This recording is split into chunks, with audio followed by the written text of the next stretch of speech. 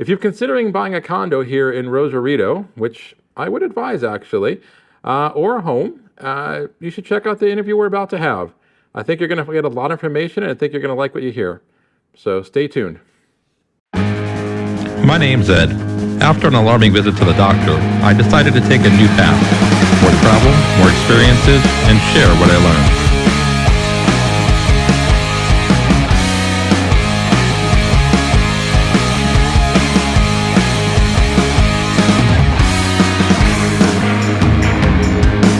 Welcome to the Tao of Ed.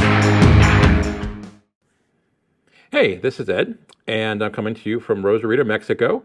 I've been coming down here, for those who don't know, over a decade. I've owned a condo in the Placia del Mar community for the past couple of years, and I get asked a lot about the specifics of buying down here. Like, can an American own property? There's a lot of, misinformation about that. Is it safe? What's the future of it? Do you have internet access? All of those things. So I thought it'd be great to answer some of those questions by bringing in someone who's a bit more qualified. So I asked a real estate agent named George Juarez to come on down to Charlie's and help me out a little bit and answer a few of these questions. I think you're going to learn a lot. I think you're going to maybe be a little inspired to come down here. I can tell you personally, I rented for quite a while before I purchased because, I wasn't sure. I started coming down here around 2010, 2011 and renting. And I had kind of mixed feelings about buying, but I waited till the market was ideal and ended up moving forward. So if you're interested, you should definitely check it out. And I hope that the interview is helpful to you. If it is, please click like so others can find it. If you like this kind of content, click subscribe. Thanks a lot. Enjoy the interview. All right. Thanks for coming down, George. I appreciate it. So I guess, how long have you been doing this now? I've been doing it for 5 years. 5 years. Okay. So you've seen a lot of changes come and go. A lot of changes. It's been very dramatically changed. It's like a lot of people are moving down here from the U.S. and you can see the economy booming a lot, especially because of what the recession in the U.S. Yeah. A lot of people are looking down south for housing, which is a lot cheaper than it is in the U.S. Yeah, and I mean, are you seeing? So I guess during the pandemic, when more people were able to work from home, yes. And now there's kind of a struggle to see how much of that sticks as opposed to going back to work in an office. Have you seen a lot of people doing work from home stuff? Well, you know what? The new developments have developed development where since we have the pandemic thing you mentioned right now, and some of them are already building condominiums with an office inside the condominium. So they're trying to adapt to to those needs for Americans who are moving down here. So that creates a lot of I would say people love that because they work from home now. So so they get comfortable with that. So they look and the prices are way. It's a fraction of what you pay in the U.S. to live in front ocean front. That makes sense. When I first moved down here, I lived in you know where Riviera is? Yeah. I lived in Riviera, and I was kind of surprised at the time. This was like around 2011, 2012, and at the time we had a mixture of people. We had some retirees, but at the time we had a lot of online poker players because they were able to be down here and do everything legally. It's not so much an issue anymore. And then I even had 2 cam girls. Like they did webcam stuff, and even they actually were living in the unit above me, which I didn't know what they did at first. There were 2 young girls, but they used to live in Tulip and stuff. They came down because it was so much cheaper here, of course, and they could, and also I think they weren't paying taxes because of the income tax exclusion. Oh, I had a client who was a poker player, online poker player, a day trader, yeah. Yeah, and so he's like, George, I want to get a condo, but since he said something about the taxes, they don't have to pay as much taxes as they do in the U.S. Is that correct? Yeah, I think I'm not an accountant, but I believe what it is you have what they call the foreign income tax exclusion. Yeah. And I think you can make up to around $100,000 a year, and not pay, you don't have to pay taxes on the first $100,000 a year. After that, you have to pay taxes on it. But if you're married, that means that's $200,000 a year you don't have to pay taxes on. So that's fantastic. Yeah. And the price is being so cheap. So so you've seen more people come down, prices go up. You know what? I seen the Rosarito in the last 5 years. I seen Rosarito change a lot, in the perspective of a lot of locals. Well, it affects and it gives it the pros and the cons, right? So people come down here, what makes costs living a little higher, and the people who are living here can afford it. Because obviously Right. the labor here is cheaper than the U.S. I believe 2 days of work in the U.S. 1 day of labor in the U.S. is 2 days here. Okay, so what a lot of people look this way to come this way and look for cheaper labor, which is for you as an American, $1 is 19 pesos, correct? Right. So, About that, yeah. so I mean, you're making dollars and you're spending pesos. So the amount of money you save. Yeah, your dollar goes a lot further down here. And so, I mean, are you seeing it being kind of like what they call it, gentrified? Have you heard that term? Where it's basically being the rich people are forcing regular working people out. Is that becoming an issue in Rosarito? It has. Yeah. I'm gonna be honest with you. It has, but for my business, and because I'm in the real estate business, for me it's booming. Right. But it does affect the locals, yes, because Americans are coming here and they're boosting up prices. I mean, a rent before 5 years ago, a rent that's worth out $1,100, it was $700. You're looking at $1,100 to $1,200 now. Right. I mean, 5 years later. And understand, Rosarito, it's like a American colony. You can call it now. It's mostly a lot of retirees come here and settle down. I see this every day. I have demand, and I don't have enough inventory. So we're clogged up on work. Yeah. That's a lot of demand, very few inventory. And Americans don't want to move in the hills. They want to live on the coast. Right. Because I mean, the price, you're not gonna find the price in San Diego or wherever they live. Yeah. So that does. When I was looking at getting my condo, I asked a realtor friend in San Diego. I asked her, what would a comparable home cost in San Diego? And she had to say, first off, there's nothing comparable in San Diego. They don't let you be that close to the ocean.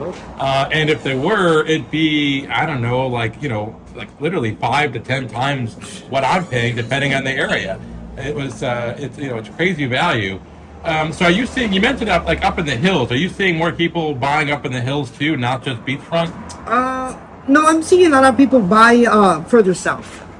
Further south of Rosarito, because they're looking for peace, quiet, and Okay. also they don't want to be around the locals because the locals here are. I mean, how can I put this? I don't want to sound too. The locals are kind of seclude themselves from foreigners. So They do what? they seclude. They don't want to be like too close to the foreigners. Oh, yeah. know? Yeah, that makes sense. They want to be close to the border. Yeah. So a lot of people who used to live in Rosarito are moving out to Tijuana. Rosarito is becoming a second class, a high class area. So you're seeing a trend moving southward. Yes. Which is interesting because I'm in Palacio, and that's actually kind of further south. That and there's area. a lot more area going up. There's a lot more condos going up there. If you notice, next to Palacio, there's a development. I don't know if you see 3 towers. Yeah. I've been selling there, like there's no tomorrow because Right. that location. Obviously, location is very important to foreigners when they want to be real close to the border. I mean, 30 minutes from here is not. No, that it's far. not. I mean, once you're on the freeway, it doesn't make much of a difference. Why do you want to come to Mexico? Because 2 things: it's closer and it's cheaper. Right. Yeah, whereas, in the States, you want to live close to work or something like that. Here, if you're not working, Yeah. it doesn't make a difference to drive an extra 20 minutes to get to Unless you're working downtown from home Rosarito. and you say that trouble. Right, yeah. I have a lot of clients who want to rent. I have a lot of rentals. Rentals are booming. They're going up. People say, I want to come to live in Mexico. I would tell my client, rent first. Rent for a year. Try it out. Yes. And then we'll move on to the... And that's what I did. Yeah, I rented for a long time. Rented in Riviera, and I decided not to buy there. And then I rented in Palacio. Had an interesting experience. With but the decided Cavallo to buy. family. With Cavallos, the Cavallo family. What's the value? No, the Cavallo is the lady in charge there. She's the one who's... Oh, yeah. Cabello. Yes. Their last name is Cavallos. Yes. Yes, I know them. Big family in Rosarito. In the real estate business, everybody knows everybody. Yeah. And I know all the developers here. Right. You also had a question regarding these old high-risers, right? Yeah. I noticed that there's a lot of these old high-rise, especially as you're coming down to Yeah. Rosarito, that look like they got about 35% done and then just they left. And it's been like that since I've been coming down here, like a decade. I assume they just ran out of funding or financing. No, what happened on those developments? That was unfinished result of the market crash in 2008. was a lot of money was coming from the U.S. Right. And the market crashed, so everything stopped. A lot of people lost money. That makes sense. It's going to come around in 2011, and that's what I noticed. Like all Yeah. these buildings are just, you know. But let me tell you, those 3 buildings, I believe. There's one coming in from Tijuana when you're Right. driving this way. That building is run by Bustamante. I don't know if you see the sign. It says Bustamante. Uh-huh. Oh, this building is going to be selling in the next couple of months. I believe they're gonna that one. They're gonna finish it. Yes, that one's gonna be finished. Can they finish it? They're sitting there for a decade in the ocean. It's still not going Well, to be. it's not like the one you see over here. I mean, I believe it's in the side. Yeah, the ones further Okay, north, that yeah. one's gonna be tore down. Everything. torn down, okay, yeah, that's yeah. done. The other one has cement. So it's already Okay. it's been treated. So that All one right. still has life. So that one's gonna be repaired. All But right. the other one, That no was mas. it. Yeah, yeah. And there's I was gonna be- wondering that passage. How long can they leave it like that without having to tear it down? And let me Yeah. tell you something. There's going to be new developments in the next couple of years. There's going to be, I believe, we have meetings with the board of realtors in all of Rosarito, Uh-huh. and they were talking about making a theme park, like Magic Mountain, next Wow. next Okay. to the convention center we have at Rosarito. I don't know if you've seen the convention center. Yes, I have Okay. actually on the towards the hill part. So yeah. look forward, maybe in the next 10 years, you're going to have a theme park there. Oh wow. So- That's awesome. Imagine the theme park here. I Mm-hmm. mean, the economy here. The only reason the economy is booming because it's hurting the U.S. Before, you used to see that the U.S. would have some kind of flu and we would get the effects down here. Right.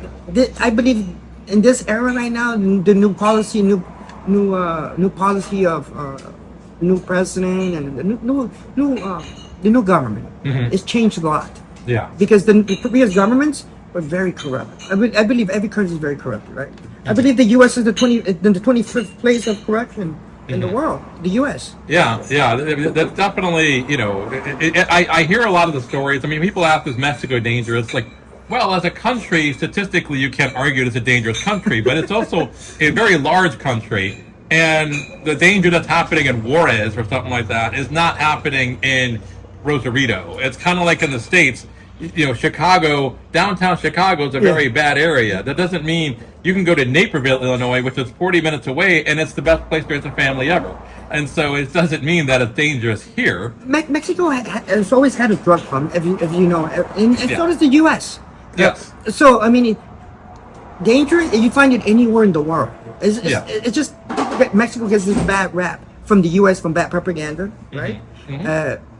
Since the U.S. a lot of investors are coming down here bringing their money. Right. Obviously, the American government's going to say, "Don't go down there; it's dangerous." Why? They don't want your money coming down here. I do notice that. There It's was very- that recent incident where they set some cars on fire.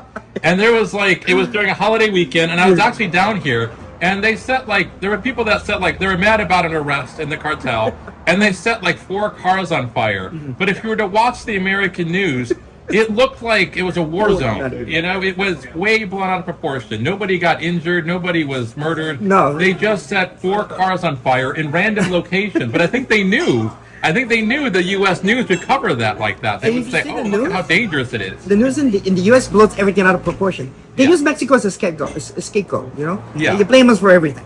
When you see that the demand in the U.S. for drugs is bigger than... Of course, Right. they need someone to supply the drugs, of course. But the demand in the U.S., if Mm-hmm. there wasn't that demand, there wouldn't be this problem. Right. So do you see? So I'm in Palacio, which is pretty far south. Do you see development happening even further south? Well, yeah. Are you familiar with the Valle de Guadalupe? No. It's a wine country. You know, like Napa Valley? Yes. Okay, the wine country down there. You gotta Right. check that out. A lot of Americans love that, and Mm-hmm. business is booming down south because of that. If you gotta check it out one day. You gotta sit down there, Okay. go wine tasting. It's really nice. It was founded by 200 years by Ukrainian immigrants, and so you go down there and you have wineries. Some good wine is produced. So you're saying people building out down that way too, huh? You gotta I've heard check- about. I've not been to the Wine Valley here Check, yet. if you ever go to the Wine Valley, check Frida, the Frida winery. Okay. Very popular. It's very good. They have some of the best wine in all Valle de Guadalupe.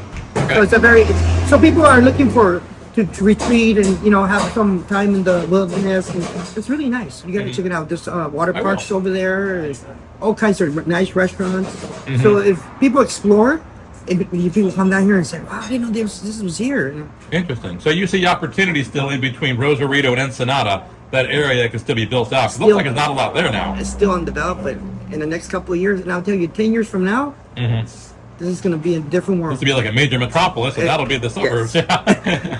Yes. When you're seeing expats come down here, what's the number one reason? Are they retirees usually? Are they work from home people now? Who's the people you're seeing now coming down and taking advantage of this? I would have to say between retirees, 50% and 50% are renters. Okay. Because of the housing problem in the U.S., the inflation prices are Right. so high. People are looking for alternatives, so they're looking down here. Right. It's cheaper, closer, and they can always go back and forth anytime. Right. And also, what helps them a lot is they have a Century card. When access their entry back and forth a lot easier than sitting in line. So most of my clients apply for that card. So Right. they can go back and forth quicker. Within 10-15 minutes, you're on the other side. Yeah, if you have a Century Pass, you can get there really quick. Yes. Now, Yeah. I haven't got a Century Pass yet. I've always considered it, but I cheat. I go get my teeth cleaned, Yeah. then I get a Fast Pass, and I go right there. Yeah, they'll give you a fast pass. I like Fast Pass even better sometimes. As long as you It's spend really- $100, right? Over $100? Well, if I go to the Avelia dentist and get my teeth cleaned, it's free. And I pay for $80 to get my teeth cleaned and check up, and then I get my free pass. Yeah, and I don't go across that often. I'm here like I go across me once a month, so it makes sense for me. Yeah. Even if I had to just pay someone for the pass, technically, it's still worth it. Only once a month. True. And so. What are some of your favorite developments happening here now? Where are your places you'd like people to look at if they're to come Palacio down? del Mar is one of them. Palacio del Mar, okay. I mean, even though it's a little pricey, it's very nice. They have an indoor pool. Is that the most expensive development right now? No, Sea House is. Sea House, really? Yeah, Sea House is condominiums from 600. I believe Palacio del Mar is around 450s, 500s. Uh-huh. A 2-bedroom, I believe. And Is that what they're going for? Yeah, and Sea House. I got mine for $340. You're a lucky man. When to buy it? I got a good deal. You did a heck of a deal. As you can see, every year prices are going up about 30% up. Uh-huh. So a condo that I sold last year for $267, now it's worth $350. Wow. Like Prices that. are going up fast. Huh? Yeah, especially Palacio del Mar. Holds the market value there and equity there is really good. And once that second building is done in Palacio, that should really go up then, right? Once those are sold out? You know what? That building should be done, or it should have been done a long time ago, but it's been holding funds. You know what's funny is when I first rented, I rented from a guy who owned 4 units on Yeah. one floor, and he stopped paying his HOA fees because he was so mad at the second building not getting done. Let me tell you something. That guy, the HOA guy fees, wanted to sell his condo. Yeah. And one of my colleagues Uh-huh. got his listing, and we had an issue with that because he didn't pay his HOA. yeah. So I believe he owed like 10 years of HOA or something. He owed a lot, yeah. Yeah, so we couldn't sell the condo because he had to clear that out. Had to fill And it he out. wouldn't do it. He wouldn't do it. So finally he did, and then we're still working on the paperwork. Oh. So it's been a headache for us. He was quite the character. And I actually, as a renter of his, they were taking it out of me. Oh, you were the Yeah, renter? they would have Oh. opened the gate. I didn't know anything about this when I went there, and then they're like mad at me. Like, Yeah, I but didn't know. It's not your fault. You're just a renter. You're stuck in the middle. Yeah, I was stuck in the middle. I had to kind of fight it out with them a little bit. I almost didn't buy there because of it, but the good outweighed the bad. It has a good and a bad. Yeah. So is Sea House sold out? Sea House still has condominiums starting from $625 all the Uh-huh. way to $3 million. They have a nice penthouse. Wow, The most expensive penthouse, Sea House, in the last floor. interesting. It's over, I think, 1,400 square meters. It's like 2 stories. On the last floor, they have a basketball court and everything up there. Wow. Jacuzzis, 2 stories, a spectacular view on the ocean for $3 million. That's Starting- fascinating. You gotta check it out. It's the most expensive place is Sea House. Yeah, I'll have to check it out sometime. I've never actually Yeah. been in there. You know, I was looking for the nicest ones, and I was told Palacio was the nicest, but Sea House is a little nicer, huh? Also, La Jolla Excellence is very nice. I don't know if Really? you heard of La Jolla. I've been to La Jolla, yeah. Or that's the spot to be if you're a lot of retirees who come here, have a lot of money who come from the U.S. Right. Buy there. I'm gonna tell you why. They buy there because it's really exclusive, very exclusive area. Security is top notch. The amenities, you have over 7 or 8 pools. It's a big place, and it has literally a private beach. There is no private beaches in Mexico, but that one Really? does. Yes, Now, does La Jolla have Airbnb? yes. So, because that was a big decision for me, is I didn't want to be like, I mean, you know Las Olas, right? Yeah. Las Olas is cheap. It's got the nice view, great pools, but it is packed all the time with renters, Airbnb people. And maintenance. Yes. You see the maintenance there? It's crazy. I don't know if you heard of Marisol, the Tower Marisol. Mm-hmm. The one you come when the next to the when you walk in, when next in front of the convention center. Okay. There's a building called Tower Marisol. Yes. It's called, also it's called Las Olas Marisol. Right. Okay, the same developer for that building Uh-huh. is the same developer for Las Olas Grand. Interesting. But the deal, this is the thing. In Marisol, the same HOA president was in charge of the HOA, Uh-huh. got kicked out of the HOA because it wasn't maintaining the building. Right. So Yeah, now right, Las that makes Olas sense. Grand has the same issue now. Right. So they're working on going to court and taking them out of there so they can start having their own HOA and fixing things that need to be fixed. That's a common issue here, I think, right? Is that the HOA, the owners themselves have to sometimes boot the developers out. Yes. And I know that was happening in another place I rented. There's a lot of talk about that the developer was kind of holding on to a few units and didn't want They to go. leave. And he was using the place as his own personal party central. Yeah. And that was an issue. And so that's one thing I liked about, one thing that it drew me to Palacio is the no Airbnb policy. Now, if you're looking to buy an investment and to make money in Airbnb, then it's a no-go. But if you're just looking to be quiet and nice place and no one wrecking it, that's Well, let me explain something.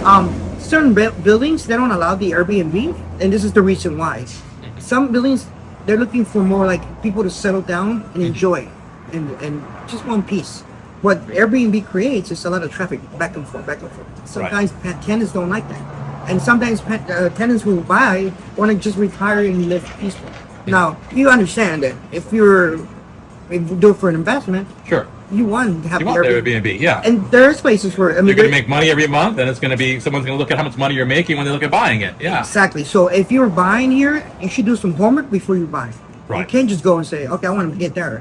I mean, do some homework. I suggest you do some homework Yeah. and see where do you look at your options. Right. What are you looking? What are you exactly what you're looking for? Because you can find it. It's not a problem. Don't be going to be cut up in some place that they don't allow that, and then you're going to be pissed off because those are the rules. I mean, Yeah. Does Sea House have Airbnb? yes. It does. Okay, Yeah. so little Airbnb and Sea House. Okay, It's that not- feels good in that sense. And it feels good to have Airbnb people. Palacio Del Mar they don't allow the Airbnb because they had issues before. Right. I don't know if you heard, they had issues with the Airbnb and rentals. So they used to have Airbnb. Yes. I did not know that. They used to have it and they took it away. When we go and have meetings with all these developers, we sit down in a board and we talk. Right. And they discuss things like that, why they don't allow this. And they explain that. It's common sense. I mean, sometimes people want to come in, they want to party, fine. Oh, yeah. There's places you can go party in the center of Rosarito. That's what Rosarito is. I've Airbnb'd at Las Olas and they made the mistake during spring break. I literally saw people peeing in the elevator. And so they just, you get these people down here who just, Trash. yeah, they get drunk, they're trashy, they just do whatever. And so that's one of the reasons I like the no Airbnb policy.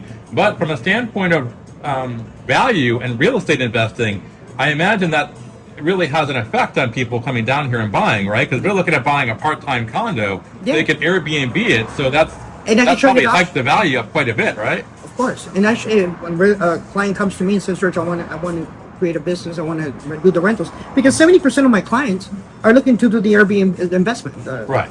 Airbnb or rentals, long-term rentals. And if you're looking to get into the Airbnb business, a $300,000 beach condo is a fantastic investment. You're going to be renting that thing all the time. Especially- Doesn't take a lot to make an ROI. Let me tell you something. The best months to do rentals and Airbnb is only like between May to August. Uh-huh. And I tell you why. There's a beach fest here every year. I don't know if Right. you know Yeah. the beach Yeah. fest. Yeah, good. Brings over 70,000 takers down here. Uh-huh. Which means, I mean, people boom their condominiums up to $1,000 a night, Wow. $2,000 a night. That month, I have condominiums of my own, so I know, and I can show you the proof. I've made over $10,000 in 1 month, Wow. and condominiums right here in Marisol, Mhm. and a couple of other places that I have down here. But just a 1 month, it leave you a lot of money in 1 month. Right. You can boost up your condo if you want to rent your condo in August, because is when the beach fest is. You can boost it up to $2,000. People will rent it. What about people building? Do you see people coming down here and building homes, or are they just kind of here just for the no-hassle, turnkey condo? Well, I get 50-50. I get people who will say, George, I want to come. I want to buy something that's already built, and I want to move in. Right. And I also have those who want to come, and they want to invest. They want to build something of their own, something they And I can facilitate that. And I own a construction company myself, and I provide that service to my client. I help them get the best service. My thing is I want to have repeat business. Sure. So I want clients to keep coming back to me, and I want to be able to provide the best service I can. Yeah. And comfortable. I mean, and like I said, I was educated in the U.S. And let me tell you something. People talk a lot about fraud and stuff in Mexico. Yes, there is. But if you don't use your common sense, I mean, there's good offices like ReMax. ReMax Baja Realty is one of the best offices. We're number one sales in all of Baja California, and we helped a lot of families. And yes, you can. There is fraud. I'm not saying there isn't, but you just gotta know where you're going, and make sure that you go with a professional to get down with it. If you want to buy a condominium or a lot, or you want to build, we're here to help. So it takes a little bit of common sense. People say, there's a lot of fraud. There isn't. There is. It's like any other country. You just gotta know where you do business, right? Yeah. So what if somebody wanted to build here? What's the average cost per square foot to build? In the U.S., it's like I think 120, something like that, 130. 120. Well, here, let me put it in. Let me break it down to your numbers. Let's say you buy a lot for 200. Average lot is 200 square meters. 200 square meters. Depends what you want to build. You want to build a house, these 3-4 stories. I don't know. What would you? Let's say like a 2-story home. Let's say 3,000 square feet. Okay, cost and price. You're looking at between 230. Divide that by 230,000. Divide that by 200 square meters. That's what you get. Let me ask my sister. Divídeme 230,000 por 200 metros cuadrados. 230. And I'll tell you the number. Okay. And that's how much. It's very cheap. Much cheaper here. Well, labor is much cheaper here. If you know the right people. Yeah, if you get involved with someone who's a professional, because there is a lot of people who scam you. Sure. You just got to use common sense and see who you deal with. I mean, there's a lot of recommendations, a lot of good developers, a lot of good construction companies, a lot of good architects. It just depends where you go.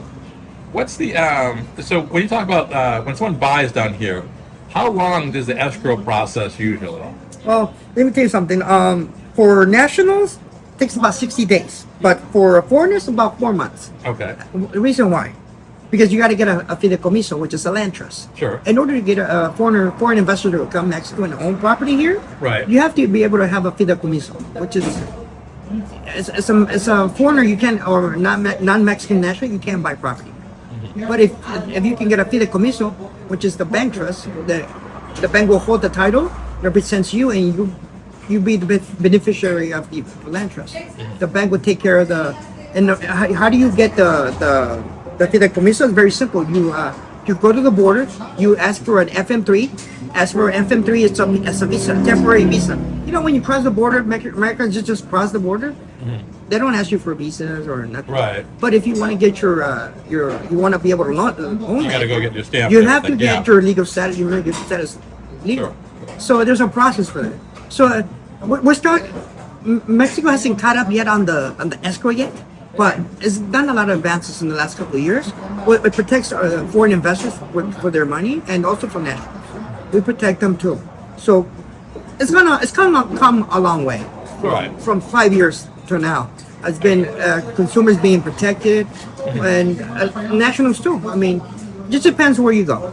Right. It just depends where you go to do business. I mean, you could do business anywhere, but I would look for It took me about 8 months to close mine. It took so long. I literally forgot I bought the place. Like I get this email like, "Oh yeah, I bought a place in Mexico. I forgot." When did you take possession of the place? What? You took possession of the place, right? Yeah, no, I didn't. Actually, they told me I couldn't until everything was done. Well, that's kind of BS. I'm gonna tell you that. What we do now, the laws have changed a little. So now, foreign investor can take possession of their place. What you can take while you process of your fideicomiso. Oh, that's much better. Yeah, so we do that now. So it brings more clients to us. I even asked the owner of the unit that I bought if I could rent it at least, like for a small rental fee, at least cover the HOA he's paying, and he said no. Was he an American? Was he American? Yeah. He was. He's actually, well, I think technically he's Australian. He actually was the founder of Monster Energy Drink. Okay, so basically, if a foreign investor already owns a property here and wants to sell it to another American, that fideicomiso is transferable. Okay. You can transfer it, no problem. Just some people don't know that. Interesting. Yeah, so you just got to know you got to get an attorney who knows what he's doing. And it's not ripping you off. That makes sense. So now that I own a place and I'm going to, so when someone buys a place in Mexico, they have to put it into a trust, right? Correct. For foreign investors, So- non-nationals. Can you explain how that trust works and the fees involved and the yearly fees? Well, the trust works like this. You're a non-Mexican national. You have to get a fideicomiso. So it's a fee that you pay every year. It depends on the value of the property. Depends how much is your property. I guess now it's, according to you, it's for like 420 and 450. Okay. So you know how much you pay your fideicomiso annually? No, I don't know off the top of my head. You haven't paid it yet. I haven't paid it yet. No. Okay. So it's a fraction of, I would say, around 2,500 rough estimate. Okay. You're gonna pay that every year. All right. Above, I don't know. It could be less. It could be more. Uh-huh. Because it's $400,000 property. Right. But when you bought it, what was the price of the property? What was the price I bought it Yeah, for? when you bought it. 340. So you're looking at between $1,200 to $2,000 for sure. Okay. So it depends on the value of the property. Right. Okay? And the land trust is good for 50 years. It used to be 99 years, and they switched it to 50 years. Okay. And every 50 years you can always renew it. Let's renew it again. Yes. Okay. So there's certain, and you can add any beneficiary you want in the like a will. If something happens to you, and you say, well, I want to leave it to my brother, you put it in the land trust. You want to leave it to your brother. So if God forbids anything happens to you, Right. your brother will be able to benefit. Yeah, Mac has it. Yeah. Yes. So it's something that every foreigner needs to get to have, and then make sure the house or the property you buy has a title in order to get a land trust. Right. You can just buy a lot anywhere. I mean, Yeah. Yeah. Okay. And so, what should people be looking out for? Like, if people come down here and look at buying a property, there was an incident a long time ago, like over a decade ago, where a bunch of people bought condos in a place, and it ended up the place didn't own the land, and that was, and those people were just basically screwed. Now, I think that was a long time ago, but I had read about it when I looked at coming down here. So, what are warning signs? What should people, definitely do when they look at buying a place here? okay, maybe somebody explain what you just said. You said people bought the land. I mean, bought their place, but then they found out the land wasn't there. There's right? a bunch of people bought Okay. condos in a building, and it ended up the person they bought it from didn't even own the land. Okay, so that was a major fraud. Yeah. Yeah. And things to look out for is make sure that the place has a title, and it also has to be a title that owns the land. So an attorney, if you're a foreign investor, I suggest you hire an attorney Uh-huh. or a real estate attorney who can read the paperwork. Sure. Once somebody puts an offer, you put an offer. Our job as a real estate attorney is to check the paperwork, make sure the paperwork is correct. Right. That's our job. Okay. And if you do that and you do things by the book, you shouldn't have a problem. Just make sure Okay. you get to hire an attorney. Okay. And- So have an attorney look it over. Yes. And make sure you get a qualified Yeah, real estate agent. don't try to go somewhere where you're gonna try to save yourself some couple of bucks and Right. I mean, do the process right. Right. You won't have no headaches. And what was the question I was going to ask? There was kind of a follow-up question to that one. Real estate agents. How are your fees? Because you guys charge a fee different than the U.S. real estate agents. So how does your fee work?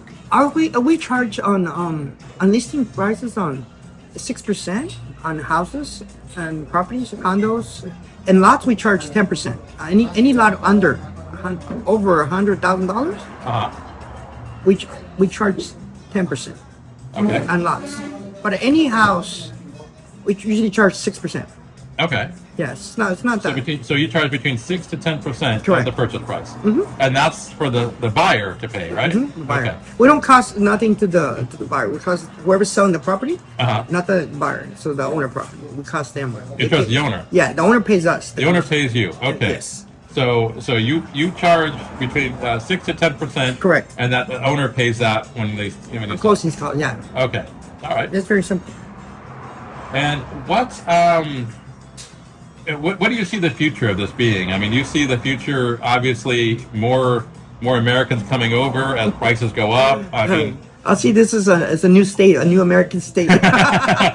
I'm kidding. No, I cannot. You know, I'm always amazed more people don't come down here and do this. But like, if you live in you're right on the border to one of the most branch. expensive cities in the country. Okay. San Diego is insanely expensive. This is just a branch of San Diego. It's gonna be a branch. I tell people that. I basically live in a suburb of San Diego. I can get to the San Diego airport quicker than some people that live in the suburbs of San Diego.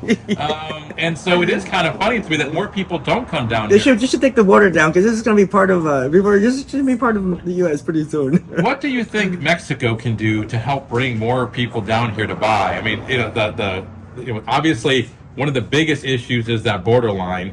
It is absolutely. I mean, if you don't have the Century Pass, be prepared sometimes for 3-hour waits. Yeah. You know, I've seen in the mornings 5-hour waits, like in the early mornings, where that's crazy. Kidding. I went down one day and I literally gave up and came back and I got a fast pass and just went through. Really? There was no way I was going to wait in that line. Oh, yes. So, what can Mexico do to help foster more investment down here? And do they want to? Does Mexico or Rosarito as a municipality, do they want more American buyers here? Oh, we do. That's They do? That's part. So what yeah. can they do to help that? Well, we gotta get a better transportation. Do some kind of transportation. You know, they're gonna build a rail train from. I've heard that, yeah. It's gonna be built in the next couple of years. Yes, with And that's going to go directly from Rosarito all the way to the border. all the way to the border. So, Yeah, so it'd be that would be straight. nice. It'll be easier for Americans to go back and forth. That would be fantastic. It's a project in the next 10 years. Let's look at the next. The next year or two? Yeah. Next 10 years. Next Should, year. should be built within the next 10 years. That's It's a great. good project. That could help a lot too. That'll Get them back fun, and I forth. think. You know. Yeah. Without going into the traffic. Because Right. traffic is getting really bad in the mornings going to the border. Sure. Yeah, so either you got two ways to get out on the quota, which is the toll road, Mhm. or the other one, the libre, which is it takes you longer to get down. Right. But if they can create a better roads and make better infrastructure on the roads, Hmm. it can help. It would help. Okay. Yeah, definitely. So your advice for people if they come down is to give you a call. Yes, give me a call, and And- I can help them whatever they need. Okay. Any needs, any apartment, condominium, house, any advice I can help. It's not just to sell. Okay. Any advice I can give you, or I can put you in the right direction. Okay. Well, and we'll include your information in the video, and so people can call you. Hi, my name is George. I'm from ReMax Baja Realty. Call me, give me a call, and I'll be here to help. All right. Thank you. Terrific. Thanks a lot, George. No problem, buddy.